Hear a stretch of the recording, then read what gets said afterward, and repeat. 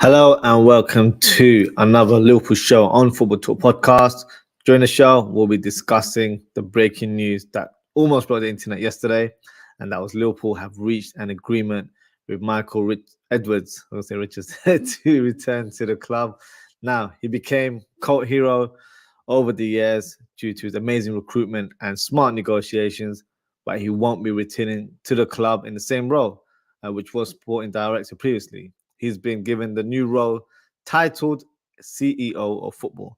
Now, I don't think I've ever heard that title before, but it sounds like a powerful position with huge responsibility and something I'm sure helped sway Michael Edwards to make his return.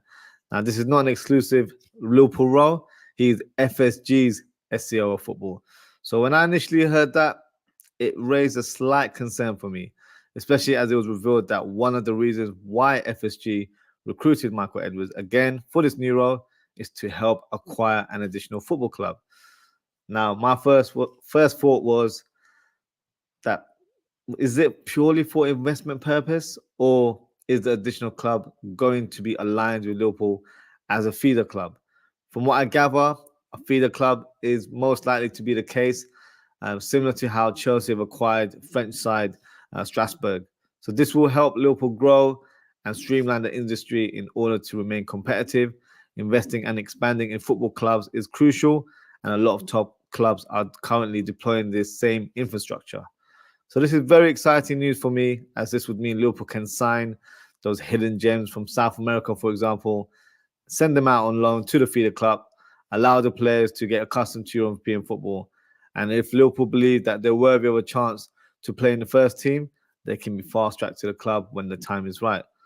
There's been so many players that we've been linked with in the past from different parts of the world, but the Liverpool maybe thought they weren't ready to make that step up to the Premier League.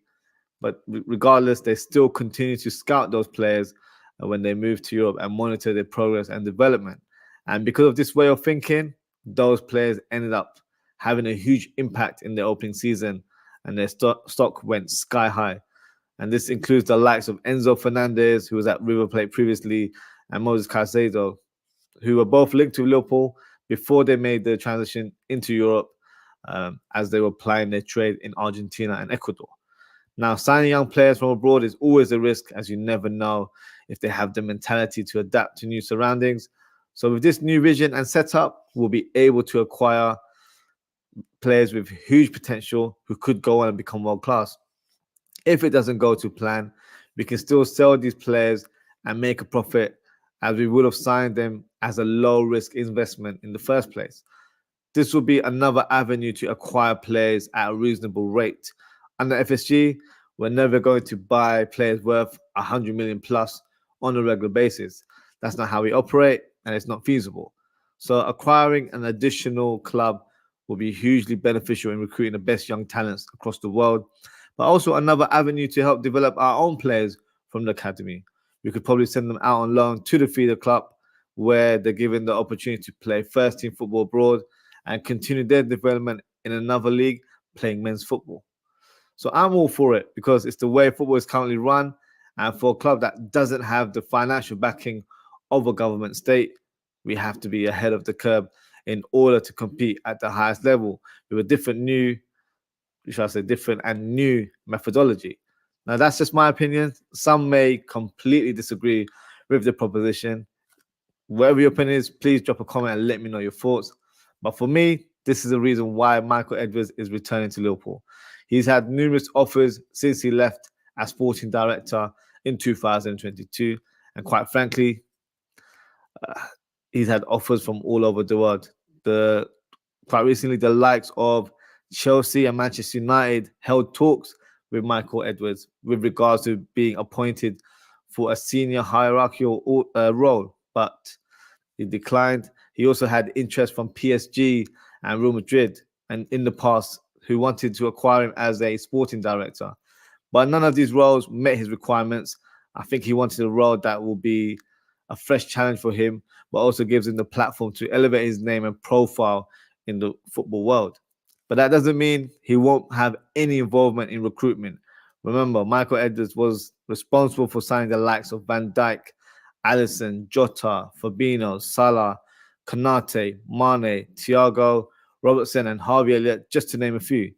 So we know from his track record that he has a fantastic eye for acquiring players using data and statistics. This philosophy will continue to be deployed at the club, and I'm not against it. I quite like the style of signing players with huge potential, as we've got a great track record of doing so. Michael Edwards' first duty in his new role is to find a new sporting director. And according to some very strong rumours, we've already identified a candidate, and that's Bournemouth's technical director, Richard Hughes. Now, the former Portsmouth player is highly regarded in the industry, and one of his strongest skill set that separates him from the rest is his negotiation skills. And he's also very well connected in the football world. In fact, he's actually described as a walking, talking contacts book. So with this reputation, there's already suggestions that he could be helping some of our players get some contract extensions. So, i.e., Van Dijk should be a piece of cake, as Richard Hughes has a great relationship with Van Dijk's agent, Neil Ferrings, who also manages some of the Bournemouth players. So some positives to take from there. But also for a club like Bournemouth, where, let's be honest, they've operated with limited funds and revenue, he's done a fantastic job there. He was responsible for signing the likes of Dominic Solanke. In fact, he signed him from us for 19 million, which at the time, I'm sure a lot of us Liverpool fans were laughing because it was an inflated fee. But in hindsight, it turned out to be a great deal for the Cherries. Obviously, there's going to be deals that didn't work out with another former Red, i.e. Brad Smith, that comes to mind. But he's shown his pedigree from selling players and making huge profit, as well as managing net spend. So the good thing about this appointment is that Michael Edwards and Richard Hughes are actually very close friends. So that will hopefully mean that they will be able to form a strong working relationship and share the same vision and passion to be successful in their new roles. It's not official, but the writing seems to be on the wall that Richard Hughes is set to be the next Liverpool sporting director. He's already announced that he's leaving Bournemouth at the end of the season. So let's say Richard Hughes is the next sporting director. The next duty for Michael Edwards is to appoint the new manager. Now, we can all say that there's one candidate that is a huge favourite, and that's Xabi Alonso. But is he the right man for Edwards, who will be using data analytics to make the next appointment? I think so. There may be some other candidates that meet his requirements, with the likes of Ruben Amorim from Sporting Lisbon and Roberto De Zerbi from Brighton. So it'll be interesting to see who Edwards identifies as the next manager to take Liverpool forward.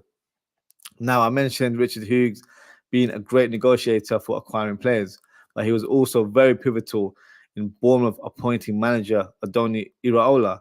Now, I'm not sure many fans will realize this, but this was a major coup for Bournemouth, as Iraola was very highly regarded in Spain, and I'm sure there was plenty of interest in him.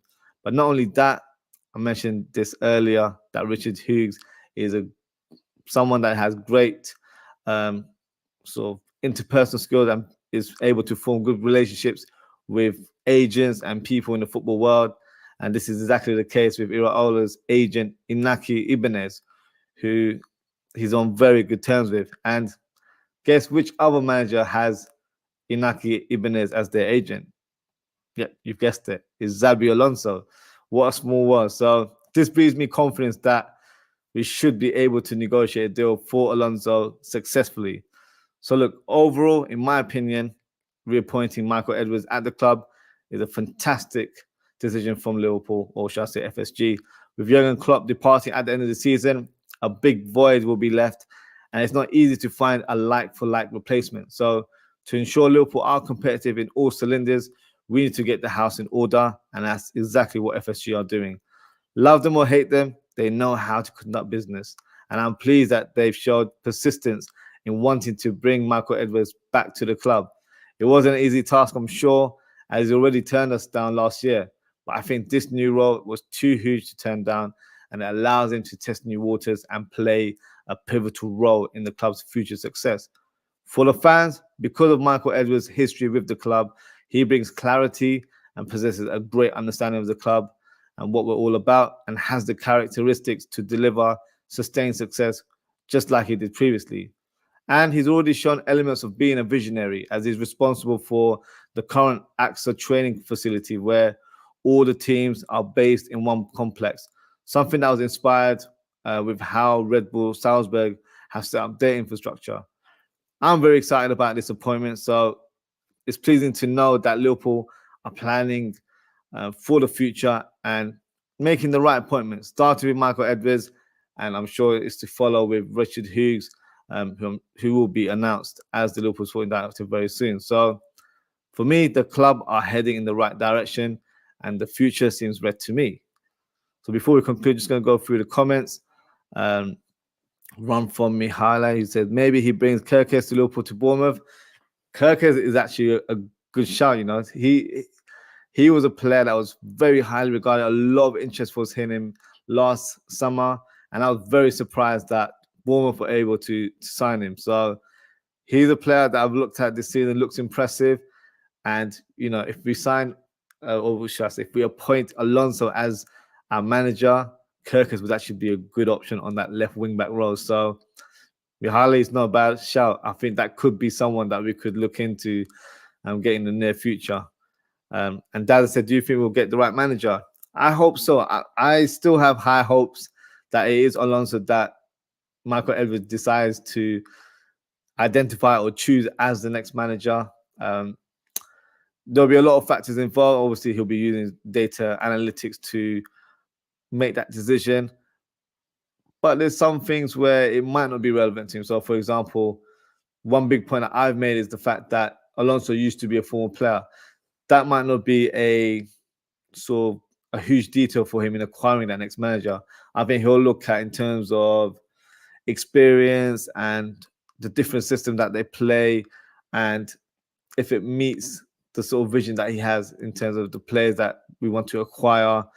And I think one big thing will be signing young players, that philosophy of nurturing talent who are on the verge of becoming top players like we have done previously. So something I read earlier on today on Twitter where people think maybe Edwards wouldn't sign a player like Endo due to his age and profile. So that's something that he'll probably look into in terms of potential managerial candidates. Like De Zerbi, for example, he's renowned to nurture young players from Brighton, but as well as his previous role at Sassuolo as well.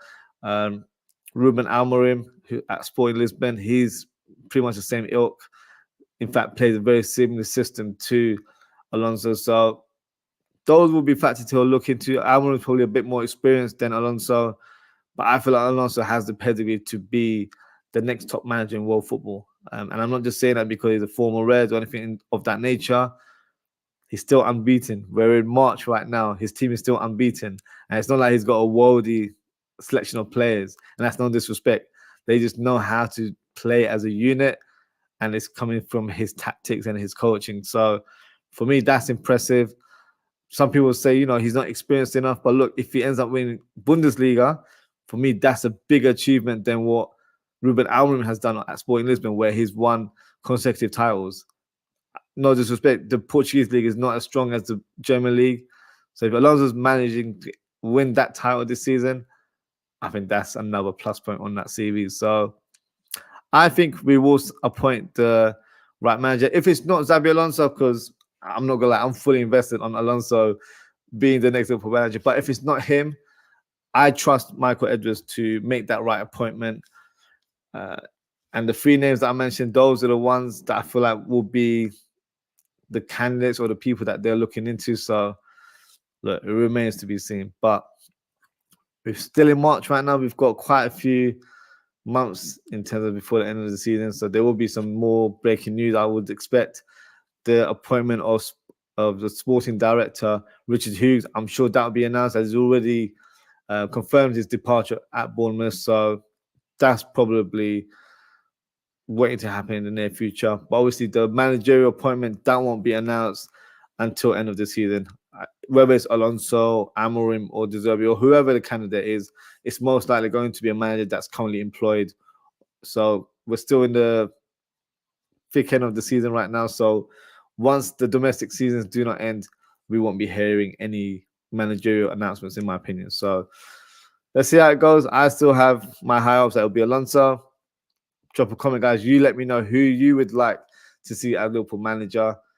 And yeah, we can start this discussion on another show again. But that's it for today, guys. Thank you to everyone for tuning in. Thank you to Mihaly and Daz for your comments. Appreciate your participation as always. If you haven't already, please don't forget to like, comment, share, and subscribe to the channel. As I mentioned, once we hear some more further developments on Richard Hughes as sporting director and maybe the appointment of the new manager, we'll discuss both roles in more detail. But in terms of upcoming content, I've got 3 shows lined up tomorrow. The first will be a watch along between Liverpool versus Sparta Praha. Then I'll do the match reaction straight after. And then after that show, the final show will be the preview of Manchester United versus Liverpool in the FA Cup quarterfinals. So back-to-back shows. Please make sure to tune in and show your support. And here we are. So just got a comment before I log off. Philip Bedwell, thank you, Philip, for your comment. He says, Zabi, I'm on the same boat, Philip. That's my undisputed pick, and I'm not changing it for anything else. So yeah, I think me and you on the same wavelength there. So yeah, so that's us for today. So until next time, guys, take care, stay safe, and I hope to speak to you all very, very soon. Goodbye.